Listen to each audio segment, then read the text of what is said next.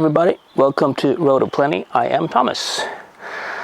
Okay, it's been a while since I published anything on this channel. I think last time was 9 months ago on some kind of road trip to Norway we did in the Subaru Outback. Now the Subaru Outback is not really a blockbuster for the channel, and should be, because it's the most sold station wagon in the world. But anyway, it's not. It's a great car, but it's not the car that you would turn around to look at when you leave it at the parking or so. You know, to feed my motoring interest, I bought a motorcycle. This is the BMW G650 XCountry. It's a 2008 model. It only had 5,800 kilometers on the clock when I bought it. Two previous owners. The last owner was 80-year-old around gentleman who'd had it for about 10 years, and he didn't really use it much at all. So it's almost like a new condition. Why did I buy this particular bike? Well, firstly, I haven't had a bike for 30 years. I only had two strokes. I had a 125, an Aprilia 125 Futura, 32 brake horsepower, or 32 brake, I don't know, 32 horsepower. And then I had the Suzuki RGV 250. And it's quite different to this one. Anyway, so what happened I was really into motorcycles in the beginning of the 90s. I even competed in like a sport production class with Aprilia 1 year. Now I quite rapidly lost interest in motorcycles after I sold the RGV 250, partly because I couldn't afford a bike. I moved to Stockholm and studied. I couldn't afford like a motor vehicle. Secondly, because you know, bike started to get increasingly uglier. So sometime in the middle of the 90s, you know, the sport bikes got all these low rears. So I think still to this day think they look terrible, like the Hayabusa. It doesn't look good. Anyway, so when this came around 2007, there was a review actually in the Swedish newspaper in the motoring section, and I immediately fell for the design of this one, and it was a design that I had had never seen before. I think they call it Scrambler already then, but I don't have a clue. I didn't know what the Scrambler was, but anyway, I liked it. I even went to have a look at it at BMW, you know, to see how it looked like. Anyway, I didn't have the money then to buy a motorcycle because I started my second studies just that year, so, or the year after, so it wasn't the right time to buy a motorcycle. Anyway, so I've had this one on. I've looked for this bike. Actually, last year I planned to buy a new 125, just to have as a commuter bike to work. Yamaha YSR, I think, 125 Legacy. Oh, I didn't buy it anyway. And then I saw this Beta X Alp, which looked similar to this one. So it reminded me of this one. So I started to look for, I actually planned to buy a Beta this year. But then this one turned up. And this is what I really wanted, so I bought it. Why did I buy this one? Well, I love the looks.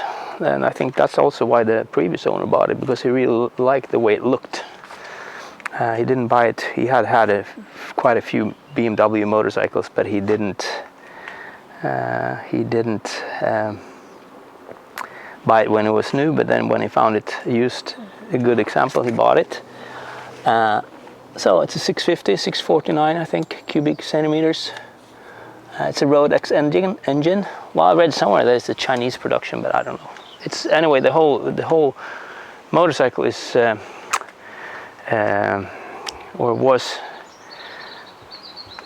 put together in the Aprilia factory. So I think the same factory where they made the Aprilia Pegaso. So I also saw some of the, when I removed some of the parts, you know, I also saw Aprilia printed on the plastic parts. So there's a lot of Aprilia in this one, but it looks great, you know. So the looks and also the low weight, because I'm, you know, I am a 250, you know, I'm a two-stroke. Two-strokes, they always have a low weight, and that's really what I don't like about four-strokes and new four-strokes in general, because they're so heavy. So this one has a wet weight of 160 kilos, which is fairly low by today's standards, and it was fairly low when it came as well. And for being a 650, I think it's really low. The tank is actually not located here. This is just a cover for the air box. The tank is under here, and it's a little bit on the small side. It's only 10 liters,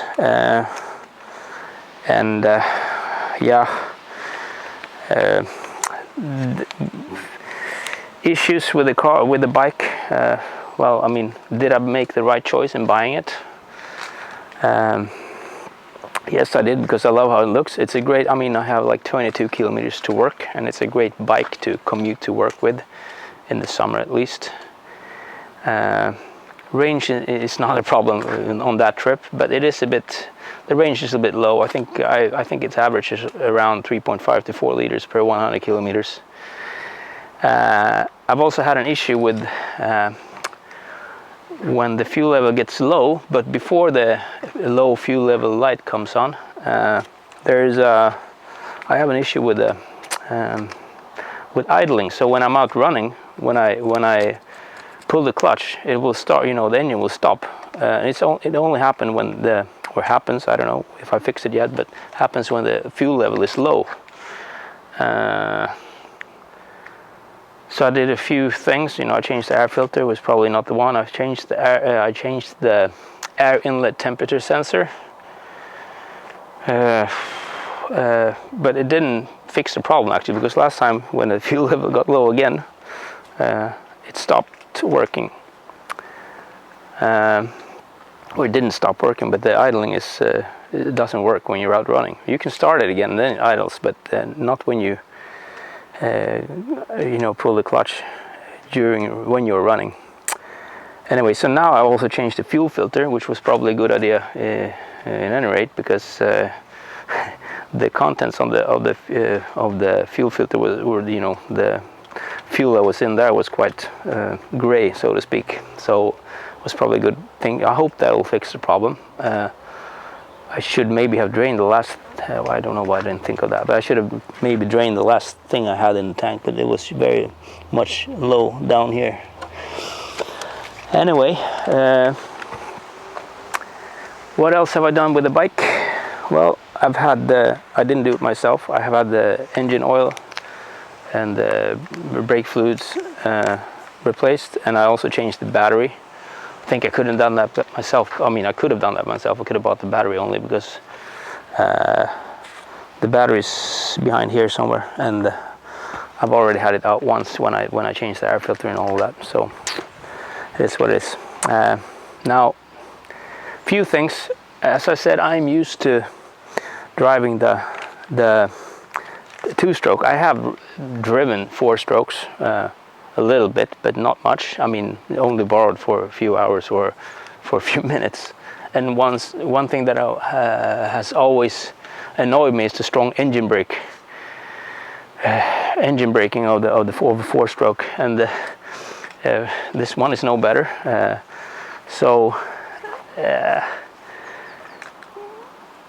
You know, if two-stroke practically doesn't have any engine braking whatsoever, so I'm used to, especially when I was competing with the 125, you know, I was so hard on the brakes. I mean, that was my one trick, you know, to be very hard on the brakes, late on the brakes. And on this one, since you have a different seating position, you don't rest as much on the,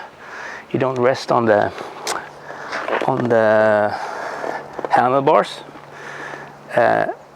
I don't get the same feeling. I guess there's also the BMW 650, some motard, I don't know, I don't remember what it's called, but I think maybe that one has a lower steering or steering wheel, lower, like the handlebars would be lower, so maybe that one would give me more feeling when when braking. But I really don't have any good feeling when braking. But you hardly don't need it, because it engine brakes so hard. I'm not used to it, and I'm not really a fan of it. But it is what it is. I mean, for you younger guys who never rode 125s or 2-strokes, I mean, you probably don't know what I'm talking about, but it's a completely different feeling.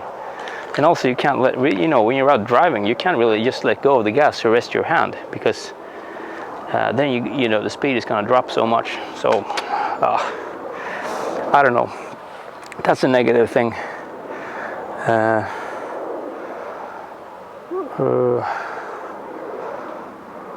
Otherwise, I can't really come. I mean, it's really nice that it's so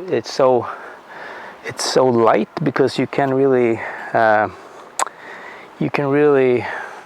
I mean, I don't have a big garage. I have a big enough garage to have the car and the motorcycle in it, but it's not much more. So it's quite easy to wiggle in to get it inside the garage.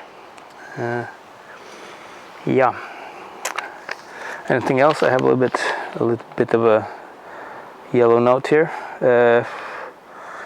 So what have I done? Yeah.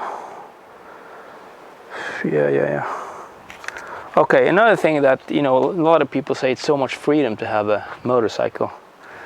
I really don't know. I mean, it's free. If I just put on a helmet and go away like this, like in my short, yeah, it's freedom, but then it's dangerous, So when you start putting on all the gear that you need to have, I don't think it's so much freedom anymore. It's easier to just sit down in a car and take a drive in the car. So yeah, it is what it is.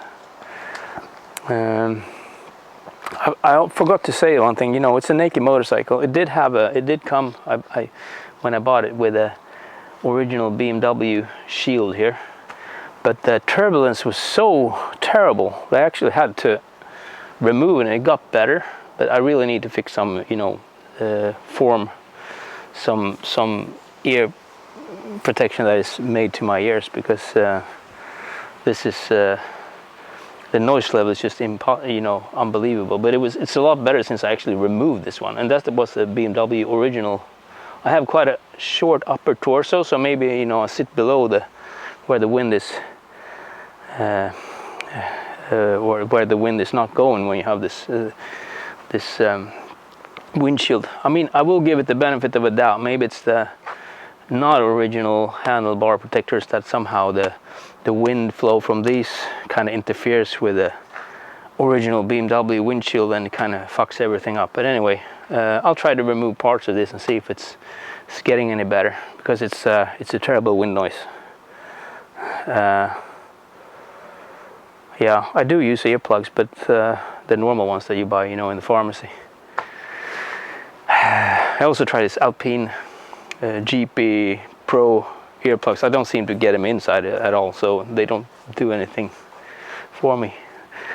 Yeah, so yeah, tank, as I said, very small tank, wrong key.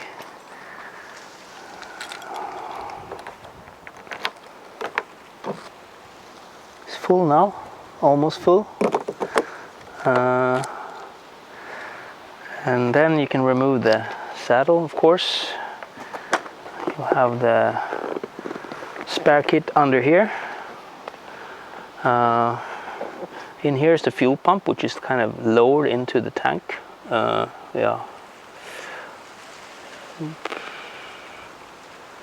So yeah, some fuses. There are a few scratches here on the tank, but it's just plastic parts. So if you get scratches on a plastic part, I don't mind if you get to have scratches on a plastic part, because it's not going to make anything rust anyway. Anything else I wanted to say?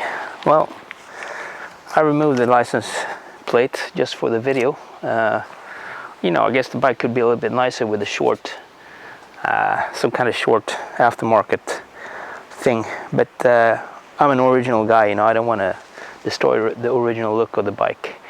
You can also change the suspension, the dampening down here, and the tension of the spring here, which I did, and it works good. This is, I think this is a exit for if you want to plug in something electric. That's an extra, optional extra on the bike, which the original owner had installed. I think I prefer these to be these are more for, I guess, for off-road users. I will not drive much off-road with it anyway. Once in a while maybe, but more on gravel roads a little bit. But yeah, it is what it is. Anything else? Well, to be quite honest, you know, it's nice to have a motorcycle again. It's quite cheap to own, you know. Now once I have everything, I still have to buy some better clothes. I bought some used stuff, but some Gore-Tex just doesn't fit me perfectly, and also you know, boots and things like that, because I bought everything used and it doesn't really make me feel one with the bike. But those are small things. I am really a car guy more than a motorcycle guy, so I mean, I wish I'd rather have had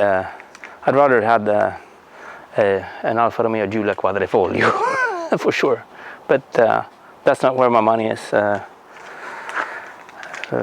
Yeah, I mean, those of you who follow my channel, you know, will know that I did have a Stelvio Quadrifoglio, but that was in another lifetime. That was I had a different job, and I could have kept it if I had known that I would have a safe job, as I now know that I have. And now it's too expensive to get back into that car or a similar car. So it is what it is. We'll just have to have our Subaru, which is a great car, especially in the winter. And it's very reliable. But this is more to something that will make my motoring self happy, and it's good to look at. I don't have it outside when I'm at home. I always have it in the garage, but when I have it at work, it stands outside, so I put it on display so I can watch it every time we get to port. So that's nice. Okay, I hope you enjoyed this one. I don't have any gear for recording when I'm driving the bike, so I don't really know how I should record anything when driving. I don't know. It's not the first priority right now, but I like the way it drives out of the corner. I mean, it's got a lot of torque compared to what I'm used to when on motorcycles. So it's quite nice to be driving out of the corners with it. Especially, as I said, I still have it's light, it's nimble, it turns well, but just, you know, the initial part going into the corner, you know, it's not really, I haven't really got the grips of that yet, but hopefully it will come. Okay, so thank you so much for watching, and see you some other time.